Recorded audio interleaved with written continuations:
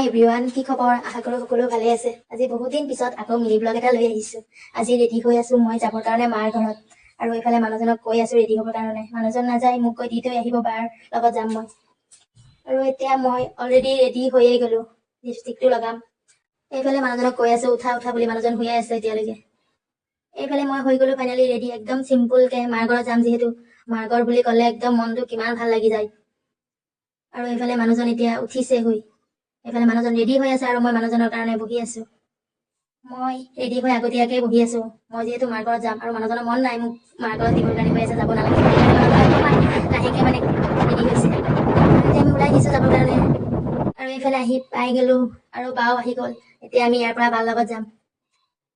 মই আৰু বা একেলগেই বেছি মাৰ ঘৰত যাওঁ। এতিয়া মানুহজনক বাই বাই দি এতিয়া আমি ওলাই দিম ইয়াৰ পৰা। আৰু এইফালে আমাৰ টিকলি ছোৱালীজনী চকলেট খাই আছে। আৰু আজিকালি চকলেট খুব ভাল পায় সৰু ল'ৰা ছোৱালী।